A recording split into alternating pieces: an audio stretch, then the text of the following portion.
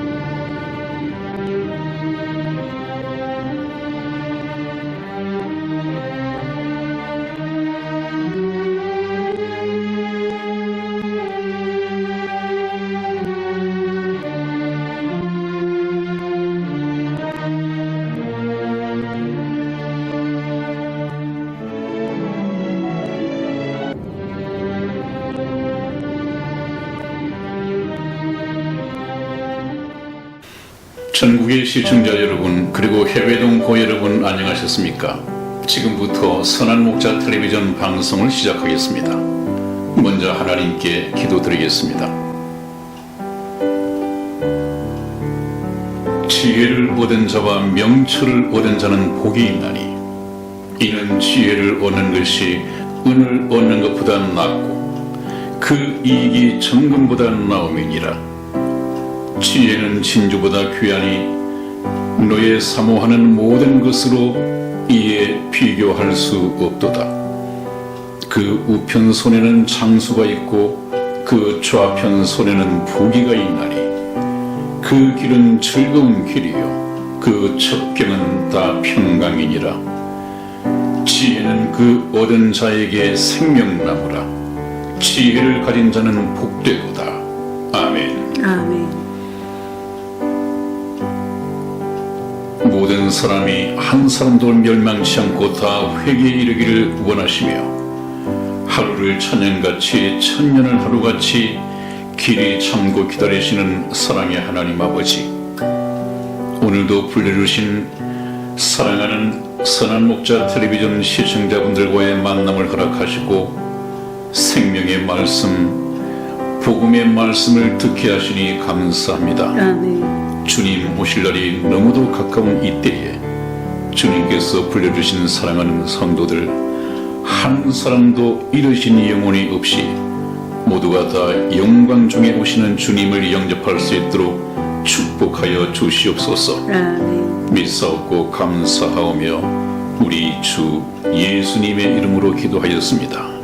아멘. 아멘.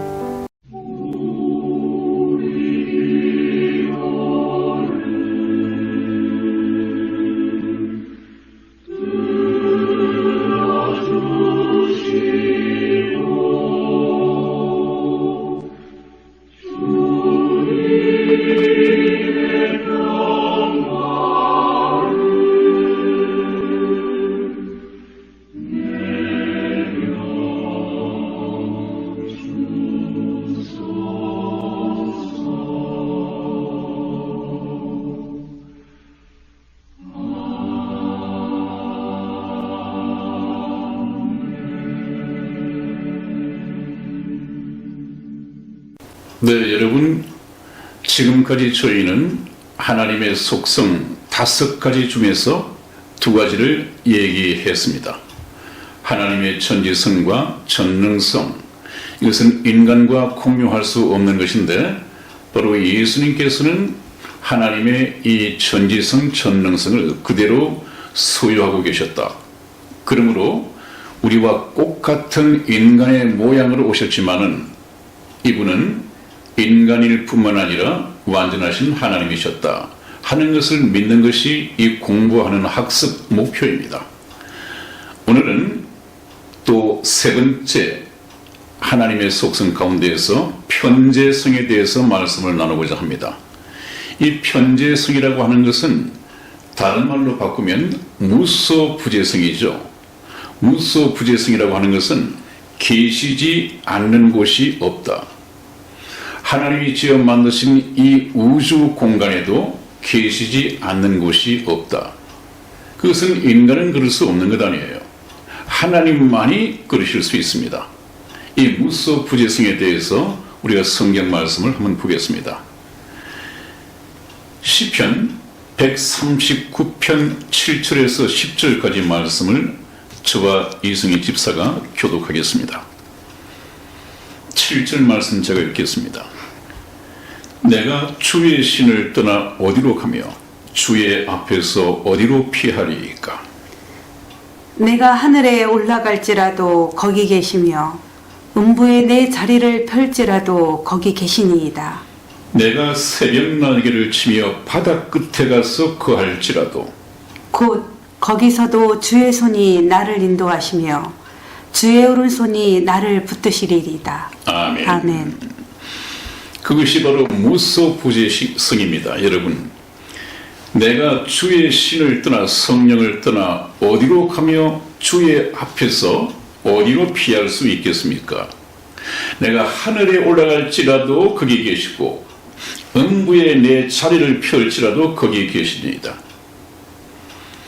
내가 새벽 날개를 치며 바다 끝에 가서 거할지라도 거기도 주님께서 계신다.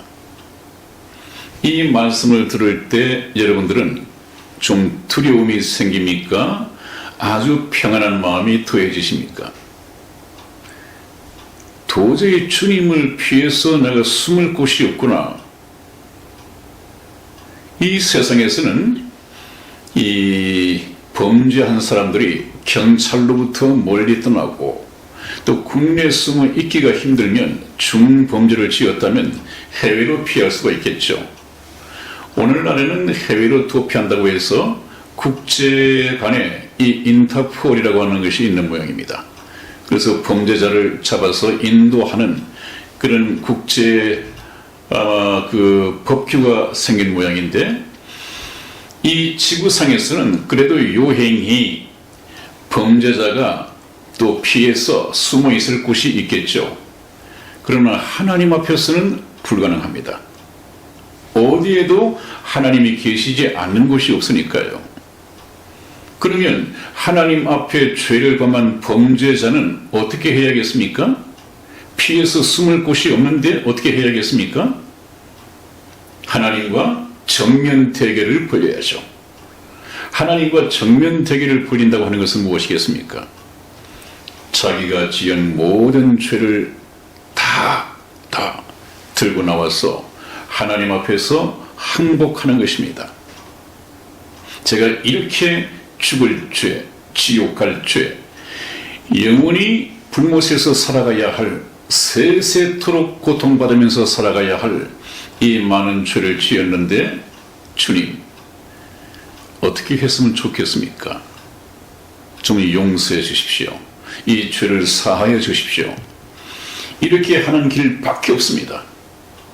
하나님 앞에 죄를 범한, 한 번 죽는 것은 사람에게 정하신 것이요 그 후에는 심판이 있다고 했는데, 이 지은 죄 하나님 앞에 피하여 숨어 있을 곳은 없습니다. 하나의 길은 죄 지은 그대로 자비하시고 사랑이 많으신 하나님 앞에 나와서 고백하는 것입니다. 고백하고 회개하기만 하면 하나님께서는 그 어떤 죄도 사해 주시지 않을 것이 없습니다. 무소부재하신 하나님, 또 어디든지 계시지 않는 곳이 없는 이 하나님으로서의 무소부재하신 이 속성을 신약시대에 예수님께서도 그대로 가지고 계셨단 말이죠. 그것을 예수님께서는 어떻게 표현을 하셨느냐? 우리 마태복음 18장 20절 말씀을 이승희 집사 읽어드리겠습니다. 두세 사람이 내 이름으로 모인 곳에는 나도 그들 중에 있느니라. 아멘. 그렇습니다, 여러분. 이것은 참 영적으로는 이해가 쉽겠지만은 예수 그리스도가 하나님이시라는 것을 모른다면 이 말이 참 힘들 것입니다. 지금 예수 그리스도께서는 육체가 아닌 다른 모양, 이 성령으로 이 세상에 와 계십니다. 그래서 두세 사람이 어디에 있든, 이 지구상 어디에 있든, 미국에 있든, 아프리카에 있든, 우리 대한민국에 있든, 이 세상 어느 곳에 있든지 두세 사람이 예수 그리스도의 이름으로 모인 곳에는 예수 그리스도 나 또한 그들 중에 있느니라 그렇게 말씀을 하셨습니다. 더 이상 예수님은 육체로 계시지 않고 성령으로 계십니다. 그렇기 때문에 예수님께서 살아계셨을 때 제자들에게 내가 떠나가는 것이 너희에게 유익이다 그런 말씀을 하셨습니다. 이 제자들은 그 말씀을 이해를 못했죠. 내가 너희를 떠나가고 육체의 모양으로 있는 내가 이 세상을 떠나고 그 다음에 나를 대신하여 성령이 오시는 것이 너희에게 유익이다 하신 말씀이 바로 그 말씀입니다. 만일에 예수님께서 육체로 이 땅에 오셨다면 그분은 무소부재하지 못한 분입니다. 육체의 제한을 받아야 하니까요. 그러면 예수님은 예루살렘에 계시고 우리는 예수님을 만나서 복음을 듣고 영혼 구원 상담을 한다면 모두가 예루살렘에 예수님을 찾아가야 합니다. 또 거기서 예배를 드려야 합니다. 그러나 예수님께서는 육체로 오셨다가 떠나가시고 저는 공간의 제한을 받지 않는, 시간의 제한을 받지 않는 성령 하나님의 모습으로 오셨습니다. 그래서 예수님께서는 너희는 나를 찾아서 복음을 받고 구원 상담을 하고 예배를 드리기 위해서 예루살렘 땅까지 올 필요가 없다. 성령께서 오시면 너희가 어느 곳에 있다 하더라도 그 성령 하나님께서 찾아갈 것인데 두세 사람이 예수 그리스도의 이름으로 모인 그곳에는 내가 그들 중에 있느니라 그렇게 말씀하셨습니다. 그래서 예수님께도 바로 구약시대 하나님의 무소부재하심이 그대로 예수님의 속성 가운데 나타났습니다. 그 다음을 또 알아보겠습니다. 이번에는 영원성입니다. 영원성. 하나님은 영원하신 분이죠. 영원하시다고 하는 것은 영원한 생명을 가지고 있기 때문에 영원하시다고 하는 것인데 영원하신 하나님만이 영원한 생명을 줄 수 있습니다. 그래서 하나님께서 영원한 생명을 가지고 계시다고 하는 것에 대해서는 전혀 의심할 필요가 없죠. 하나님 자신이 영원히 살지도 못하시는데 인생 보고 영원한 생명을 주시겠다고 하는 것은 그건 사기성 발언이잖아요. 하나님이 사기꾼이 아니라면 영원히 계시는 분입니다. 구약시대 하나님께서는 자신의 영원성을 어떻게 표현을 하셨느냐 하면 나는 처음이요 나중이다 그렇게 말씀을 하셨습니다. 나는 처음이요 나중이다고 하는 것은 시작과 끝도 없는 분이시다. 시작과 끝도 없는 분이시라고 하는 것은 항상 영원히 생존해 계신 분이다 그 말씀이죠. 그래서 예수님 하나님께서는 자신의 영원성을 성경 말씀을 통해서 처음이요 나중이다 이렇게 표현을 하셨는데 그 성경 말씀을 찾아서 보겠습니다. 이사야서 44장 6절 말씀을 우리 이승혜 집사 읽어드리겠습니다. 이스라엘의 왕인 여호와, 이스라엘의 구속자인 만군의 여호와가 말하노라. 나는 처음이요 나는 마지막이라. 나 외엔 다른 신이 없느니라. 아멘. 아멘. 그렇습니다. 그 정말 신이라고 한다면 영원해야 합니다. 영원하지 못한 것은 신이 되어서는 안 되죠. 그래서 나 외에 다른 신이 없느니라 이런 결론을 내리시는데 이스라엘의 왕인 여호와 하나님이시죠. 이스라엘의 구속자인 만군의 여호와가 말하노라. 나는 처음이요 나는 마지막이다. 처음과 나중이다, 처음과 마지막이다, 시작과 끝이다, 이런 표현을 갖고 계신데, 이 말씀이 바로 항상 동시, 하나님께는 현재도 과거도 미래도 없잖아요. 항상 현재로서 존재하고 계신 분입니다. 영원하신 분이죠. 이것을 예수님께서 자기가 하나님께서 말씀하신 나는 처음이요 나중이다고 하는 이 영원하신 표현을 예수님께서 자기에게 적용을 시켜서 말씀을 하셨습니다. 그러면 하나님이 아니신 예수님이 하나님만이 사용할 수 있는 나는 처음이요 마지막이다, 처음이요 나중이다 하는 이 말씀을 예수님이 사용하신다면 예수님은 시대의 사기꾼이죠. 그러나 예수님께서는 그 하나님의 전매 특급적인 처음이요 나중이라는 표현을 사용하셨습니다. 우리 성경 말씀 요한계시록 22장 13절 말씀을 우리 이승혜 집사 읽어드리겠습니다. 나는 알파와 오메가요 처음과 나중이요 시작과 끝이라. 아멘. 아멘. 예수님이 하나님이 아니시라면 하나님의 전매 특허인 처음이요 나중이다고 하는 이 말씀을 예수님께서 자기에게 적용을 시켜서 하신다면 이것은 사기라고 그랬죠. 그런데 요한계시록에 보면 나는 알파와 오메가요. 알파라고 하는 것은 헬라어의 알파벳 가운데서 제일 첫 번째 영어 A에 속한 것이죠. 알파. 그 다음에 오메가라고 하는 것은 제일 끝자 영어에서는 Z를 의미하는 것인데 그 말씀은 처음과 나중이라고 하는 말입니다. 그래서 처음과 나중이요 시작과 끝이라 하는 말씀을 예수님께서는 자기에게 적용해서 말씀을 들었습니다. 이것은 예수님이 하나님으로 사칭한 것이 아니라 예수님이 하나님이시다고 하는 것을 선포하시는 것입니다. 그 다음에 예수님께서는 자기를 6개월 전에 먼저 태어나서 예수님을 하나님의 아들로 이렇게 증거한 세례 요한보다도 먼저 계시다고 하는 것을 세례 요한이 증거했습니다. 한번 보십시오. 요한복음 1장 30절 말씀을 우리 이승혜 집사 읽어드리겠습니다. 내가 전에 말하기를 내 뒤에 오는 사람이 있는데 나보다 앞선 것은 그가 나보다 먼저 계심이라 한 것이 이 사람을 가리킴이라. 아멘. 아멘.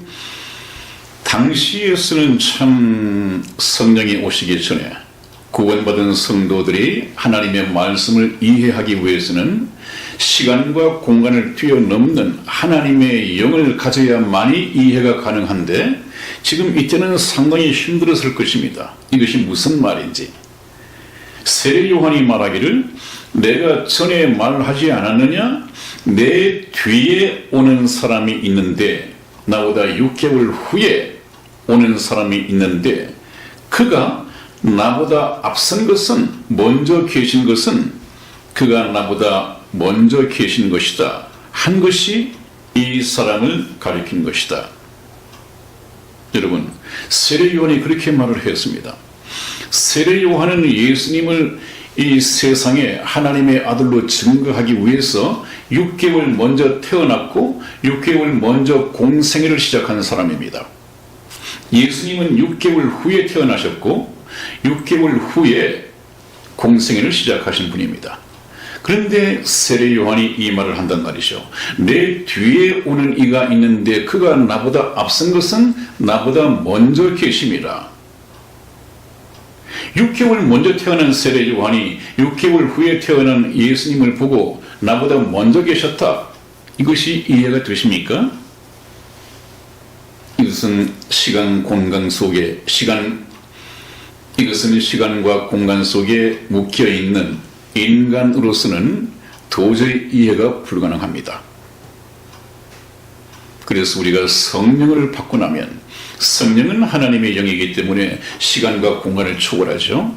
성령을 통해서만이 이런 말씀을 이해를 할 수가 있단 말이에요. 그래서 여러분들이 앞으로 이런 성경 말씀이 깨달아지고 이해가 되어지고 믿어진다고 한다면 나도 성령이 와 계시구나 그렇게 생각해도 틀림이 없을 것입니다. 그 다음에 좀 더 깊이 있는 말씀을 나눠보겠습니다.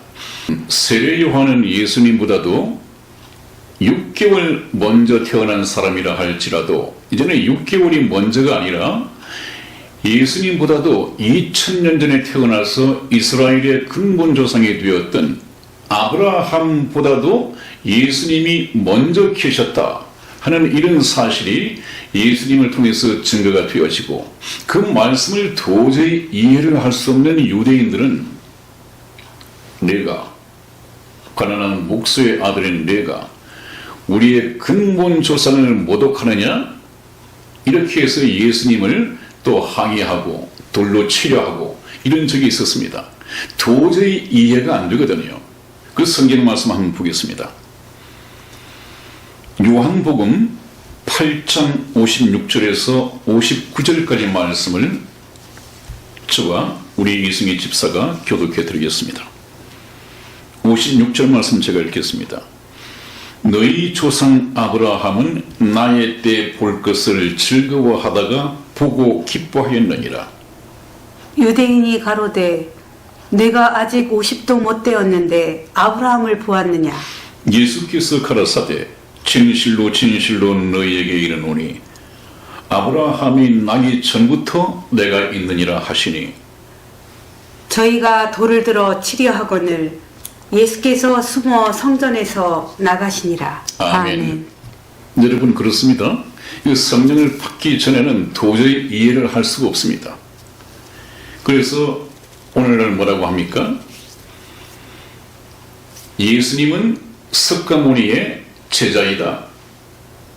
석가모니가 예수보다도 먼저 태어났고 여러분들 성경을 봐도 예수님이 어릴 때 소녀적 시절의 기록이 없지 않느냐.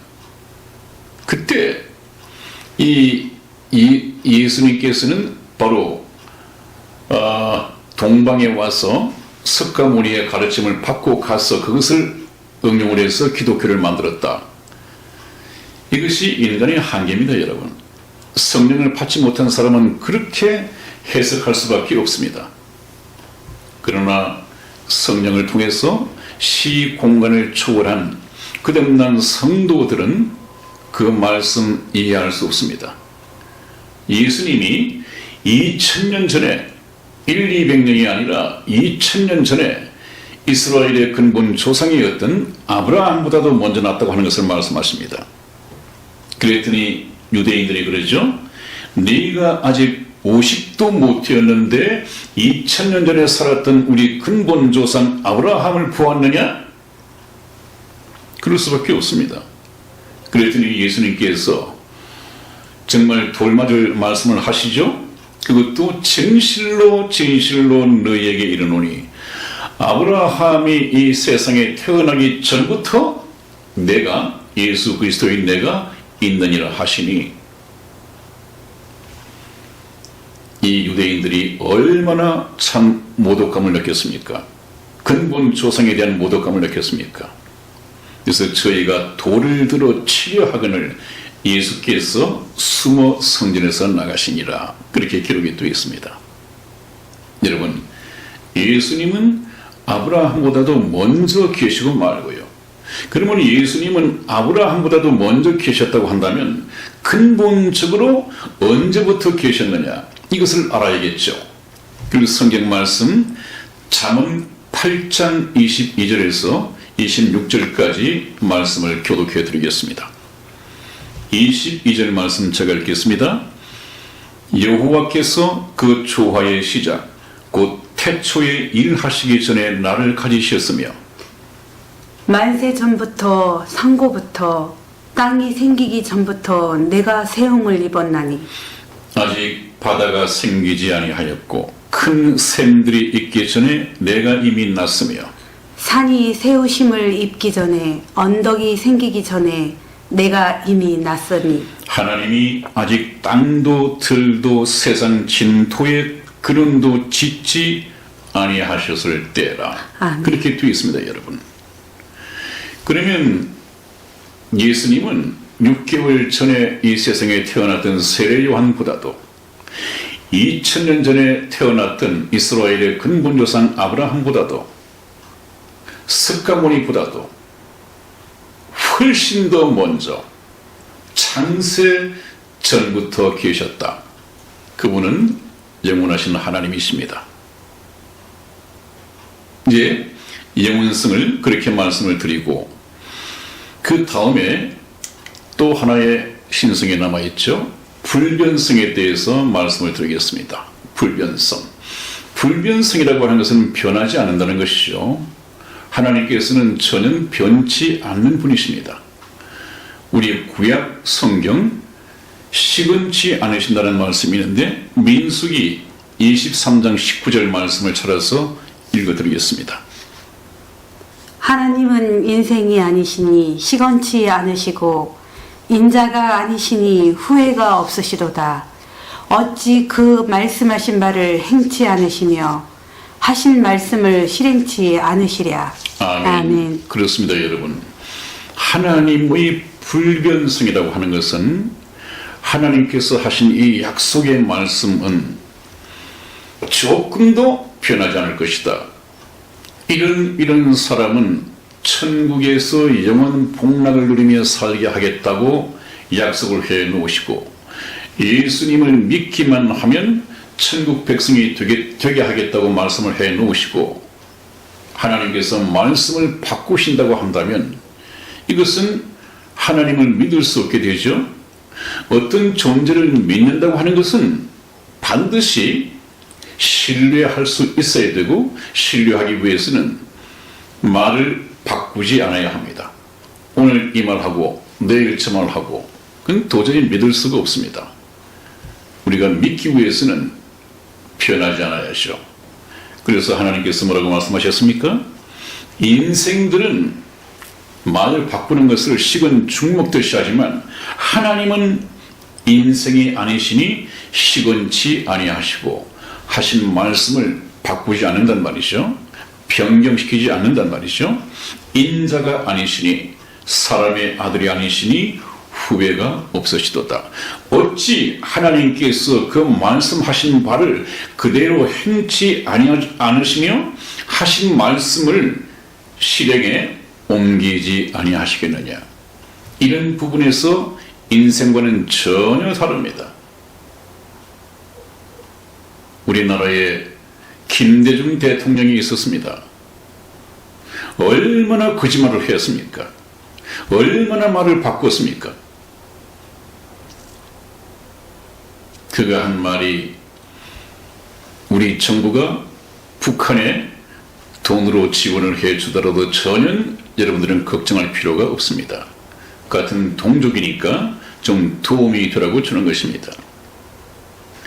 혹시 이 지원을 우리가 하게 되면 북한에서 핵무기를 개발할 것이라고 걱정하시는 분들이 있는데 걱정하지 마십시오. 북한은 핵을 만들 기술도 없고 또 핵을 만들 의사도 갖고 있지 않습니다. 만일에 북한이 핵을 개발한다면 제가 책임을 지겠습니다. 이것은 거짓말이었습니다. 책임을 져야 할 텐데 이미 죽어버렸습니다. 옛날 같으면 책임을 물어서 부관 참시를 하겠지만 요즘 세상이 그렇지는 않죠. 거짓말을 하고 자기가 한 말을 시건한다고 하는 것은 그렇게 나쁜 것입니다. 내가 거짓말한 적이 없어요. 다만 약속을 지키지 못했지. 얼마나 교활한 말입니까? 하나님은 절대 그런 분이 아니시고 하신 말씀을 실행에 옮기시는 분이고 한 번도 저와 여러분들을 실망시킨 적이 없는 그런 분이십니다. 믿어도 좋은 분이란 말이죠. 신약시대 예수님은 또 어떠셨느냐, 어떤 불변성을 갖고 계셨느냐 한번 보십니다. 요한복음 13장 1절 말씀을 찾아서 우리 이승희 집사 읽어드리겠습니다. 6월절 전에 예수께서 자기가 세상을 떠나 아버지께로 돌아가실 때가 이른 줄 아시고 세상에 있는 자기 사람들을 사랑하시되 끝까지 사랑하시니라. 아멘. 그렇습니다, 여러분. 예수님께서 변치 않으시는 사랑, 영원히 변치 않으시는 사랑, 한 번 사랑하신 자기 사람들을 끝까지 사랑하시니라. 예수님을 3년 반 동안 따라다니다가 예수님께서 십자가상에 돌아가실 때 사도 요한밖에 없었습니다. 특히 베드로는 자기 주 예수님을 3번씩이나 저주하며 맹세하여 가로되 나는 결단코 저 예수를 알지 못한다. 저주까지 퍼부었습니다. 인간이면 어떻겠습니까? 그러나 예수님께서는 한 번 사랑하신 자기 제자들을 끝까지 사랑하셨습니다. 여러분, 이 말씀은 저와 여러분들에게 얼마나 큰 위안을 주십니까? 우리가 하나님의 자녀로 거듭나고 난 이후에 참 하나님을 걱정시키고 근심시키고 죄를 얼마든지 범할 수 있습니다. 그러나 하나님께서는 그런 죄 때문에 저와 여러분들을 외면하고 버리는 그런 일은 절대 없으실 것입니다.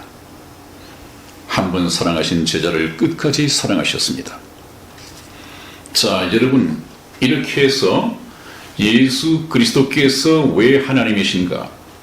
저와 여러분과 같은 육체, 사람의 모양으로 오신 이 예수님이 어떻게 하나님이신가 하는 것에 대해서 공부를 해봤습니다. 이것을 이제 결론 삼아서 하나의 예를 들어드리죠. 이 예를 참 잘 들으시면 이해를 하는 데 도움이 되실 것입니다.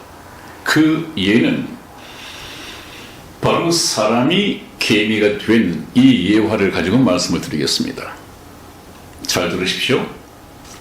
제가 어느 날 뒷산에 등산을 갔습니다. 운동 삼아서. 그런데 올라가다가 앞에 조그마한 바위가 있기 때문에 그 바위에 다른 사람이 또 걸릴까 봐서 그 툭 발로 차서 옆으로 옮기는 중에 그 바위를, 조그마한 바위를 지붕 삼아서 이렇게 옹기종이 모여 살던 개미 가족이 있었다고 생각을 하세요. 그런데 제가 돌을 걷어차자마자 그냥 햇빛이 쏟아지고 바람이 불고 개미들은 천지개벽이 난 걸로 생각했겠죠? 그래서 만나가는 보장도 없이 우선 급한 대로 동서남북으로 흩어지기 시작을 했습니다. 그랬다가는 이산 가족이 생기지 않겠습니까? 그래서 제가 그것을 뒤늦게 알고 안타까운 마음에 이 사람의 말로 개미야, 도망가지 않아도 돼. 다시 모여서 살아. 내가 미안해. 나는 너희들을 해칠 생각도 전혀 없었고 또 너희들에게 괴로움을 줄 생각도 없었단다. 내가 잘못했구나. 다시 모여. 아무리 사람으로서 사람이 사용하는 말을 가지고 메시지를 보낸들 사람과 개미는 차원이 다르기 때문에 물론 개미는 귀가 없지만 있다 하더라도 사람의 말을 알아듣고 행동을 할 수가 없습니다. 도저히 그 메시지를 알아들을 수가 없습니다. 그렇다면 그 차원이 다른 개미에게 나의 이 메시지를 전하고 다 뿔뿔이 흩어지지 않도록 이산 가족이 생기지 않도록 다시 모여 살게 메시지를 전할 수 있다면 어떤 방법이 있겠습니까? 제가 하나님처럼 전지전능한 능력이 있어서 사람인 내가 개미의 세상으로 들어가서 개미들이 사용하는 언어를 사용할 수 있다면 나는 기어이 개미가 되어야 합니다. 그 개미들을 불쌍히 여기는 마음만큼 개미가 되어서 개미의 세계로 내려가야 합니다. 그러고 나서 도망가고 있는 개미들이 사용하는 말로 불러 모으고, 그래서 개미들 앞에 메시지를 전해야 될 것 아니겠어요. 얼마 전에 이런 일이 있었지. 바로 그 잘못을 저지른 내가 잘못이었는데 다시 모여 살아도 돼. 그래서 이 개미들이 또 뭐라고 얘기를 하겠죠. 네가 누군데? 응? 네가 우리하고 꼭 같은 개미인데 네가 어떻게 그 일을 하겠느냐? 개미가 된 사람이 그렇게 말을 할 것 아니겠어요. 나는 지금 너희들과 꼭 같은 개미 모양을 하고 있고 개미 모습을 하고 있지만 나는 너희들과 다른 거야. 다른 개미야. 너희들이 모르는 사람의 세계라는 데가 있는데 나는 사람인데 이 메시지를 전하기 위해서 개미의 모양으로 내려왔단다. 웃기고 있네. 이 세상에 사람이란 존재가 어떻게 있으며 그 사람이란 것을 우리가 어떻게 믿을 수 있고 또 우리 개미와 꼭 같은 모양을 하고 있는 너를 어떻게 사람이라고 믿을 수 있느냐? 그래? 그러면 내가 믿을 수 있는 증거를 보여주지 라고 해서 개미가 된 이 사람이 그 개미들 앞에서 다리 부러진 개미도 고쳐주고 죽은 개미도 살려주고 중풍병 걸린 개미도 고쳐주고 이런 개미로서는 행할 수 없는 기적과 능력을 행했다고 한다면 개미들은 생각이 달라지겠죠. 오, 이것 봐라. 개미로서는 전혀 할 수 없는 일을 이 자칭 사람이라고 하는 이 개미가 하고 있네. 이 개미가 사람일 수도 있어. 그렇다면 개미가 된 사람이 그렇게 말을 할 것입니다. 그래도 믿지 못하겠느냐? 그러면 내가 너희들이 보는 데서 개미 옷을 벗고 사람의 모양으로 다시 인간 세계로 올라가는 것을 보면 그때는 믿겠느냐?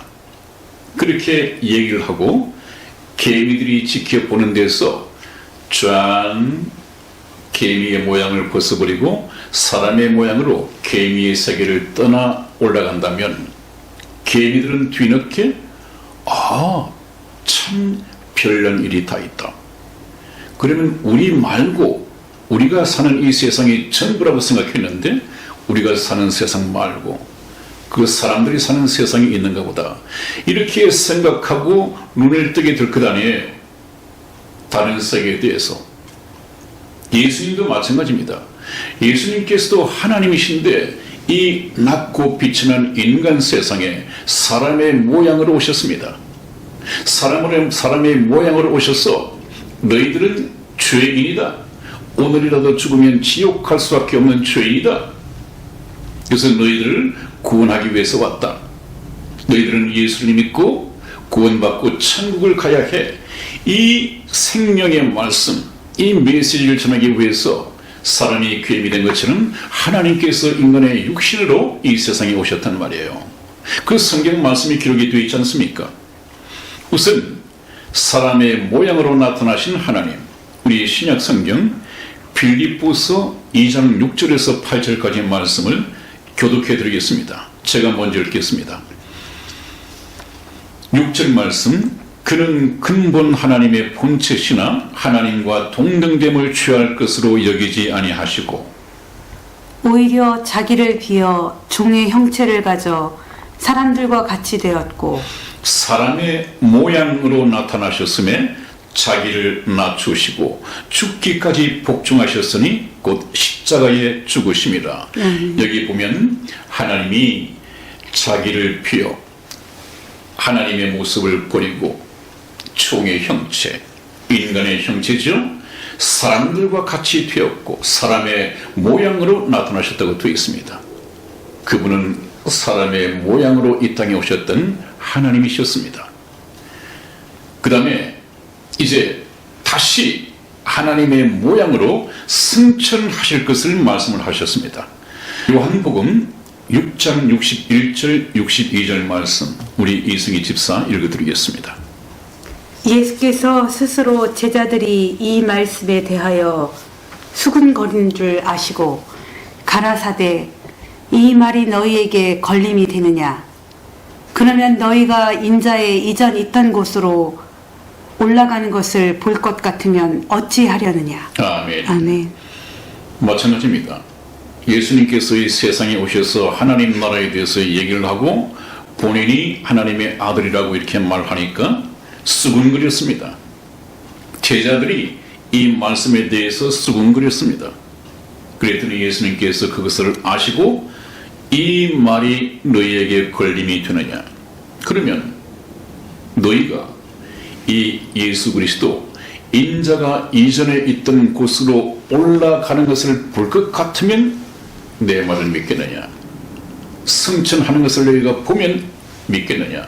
하나님 나라가 있다는 것을 믿겠느냐? 내가 하나님이라는 것을 믿겠느냐? 내가 말한 모든 것을 믿겠느냐? 어떻습니까? 그래서 하나님께서 예수님께서는 제자들이 보는 데서 그 말씀대로 실제 승천하셨습니다. 사도행전 1장 9절 말씀을 우리 이승희 집사 읽어드리겠습니다. 이 말씀을 마치시고 저희 보는 데서 올리어 가시니 구름이 저를 가리워 보이지 않게 하더라. 아멘. 아멘. 그렇습니다, 여러분. 실제 감람산, 감람원이라고 하는 곳에서 예수님께서 제자들이 보는 데서 하나님 나라로 올리워 가셨습니다. 그것을 본 제자들은 부인할 수가 없지 않습니까? 눈이 떠졌을 것입니다. 정말 하나님 나라가 있구나. 이분은 단지 랍비, 선생님이 아니라 하나님의 아들이셨구나. 아마 성령께서 오셔서 모든 것을 생각나게 하시고 모든 것을 연결시켜서 결론에 이르렀을 것입니다. 우리 속에 왔다가 하늘나라로 올리우신 이 예수님은 하나님의 아들이셨구나. 여러분, 이 사실을 가룟 유다도 그때까지 살아서 볼 수 있었다고 한다면 보고는 믿을 수 있었겠죠. 그러나 불행하게도 가룟 유다는 예수님의 이 부활, 승천을 보지 못했습니다. 그렇기 때문에 예수 그리스도를 랍비로만 알았지 주님이라는 이 칭호를 사용하지 못했습니다. 그래서 예수님의 육체 속에 오신 하나님을 발견하지 못했기 때문에 그는 예수님을 그 당시 노예 한 사람의 값으로 우주와 그 가운데 있는 만물을 지어 만드신 창조주 하나님, 구속주 하나님을 넘겨버렸습니다. 이런 망령된 일이 저와 여러분들에게는 일어나지 않기를 주님 이름으로 축원을 드립니다. 자, 그 다음에 성경에서는 이 왔다 가신 예수님을 하나님의 비밀이라고 이렇게 말씀하십니다. 비밀이라고 하는 것은 숨겨져 있고 가리워져 있다는 얘기죠. 이 비밀을 여는 열쇠는 성경 말씀밖에 없습니다. 성경 말씀을 통해서 보지 않으면 예수님은 인간들에게 영원히 비밀에 감춰져 있습니다. 그 말씀 한번 보시죠. 골로새서 2장 2절에서 3절 말씀을 우리 이승희 집사 읽어드리겠습니다. 이는 저희로 마음의 위안을 받고 사랑 안에서 연합하여 원만한 이해의 모든 부요에 이르러 하나님의 비밀인 그리스도를 깨닫게 하려 함이라. 그 안에는 지혜와 지식의 모든 보화가 감추어 있느니라. 아멘. 아멘. 그렇습니다. 여기 하나님의 비밀인 그리스도를 깨닫게 하려 함이라.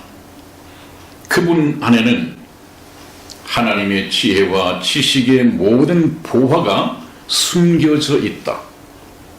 그러므로 우리가 예수 그리스도를 깨달아야만이 하나님에 대해서 알 수가 있습니다. 하나님이 어떤 분인지, 어떤 계획을 가지고 계신지, 어떤 목적을 가지고 계신지, 모든 것을 다 알 수 있게 됩니다. 그래서 예수님, 하나님의 비밀이신 예수님을 아는 것이 그렇게 중요하죠? 그렇다면 여러분들이 지금 생각하고 섬기고 기도하는 이 하나님이 정말 참 하나님이십니까? 대조를 한번 해보십시오. 마지막으로 요한 1서 5장 20절 말씀을 제가 읽어드리겠습니다. 또 아는 것은 하나님의 아들이 이르러 우리에게 지각을 주사 우리로 참된 자를 알게 하신 것과 또한 우리가 참된 자, 곧 다시 말하면 그의 아들 예수 그리스도 안에 있는 것이니, 그는 누가요? 예수 그리스도는 참 하나님이시요 영생이시라. 여러분, 우리가 인생으로서 사는 동안에 만날 수 있는 참 하나님은 바로 예수님이십니다. 예수님이 참 하나님이십니다. 근데 예수님 따로 또 하나님은 따로 있다고 이렇게 생각을 하십니까? 나를 본 자는 아버지를 보았거늘 어찌하여 아버지를 보이라고 하느냐. 이 예수님이 참 하나님이십니다. 그렇다면 저와 여러분들은 하나님의 비밀인 이 예수 그리스도를 알아야 합니다. 아마 이번 예수 그리스도의 하나님 되심이라는 이 주제를 통해서 전지성, 전능성, 무소부재하신 영원성, 불변성, 이 말씀을 통하여 육체로 오셨던 이 예수님이 바로 하나님이셨구나 하는 것을 깨닫는 이 귀한 시간이 되시기를 바라고, 이 말씀이 깨달아지지 않는다면 다시 한번 보십시오. 반드시 이것이 믿어져야 합니다. 이것이 믿어져야만이 믿음의 이 기초를 닦을 수 있습니다. 그 기초 위에 믿음의 집을 지을 수 있습니다. 여러분, 오늘도 시간이 다 된 것 같습니다. 여러분들 이 말씀을 통해서 믿음의 기초, 이 반석이 놓아지기를 바라면서 오늘 말씀을 마치겠습니다. 끝까지 시청해 주셔서 대단히 감사합니다. 안녕히 계십시오. 안녕히 계세요.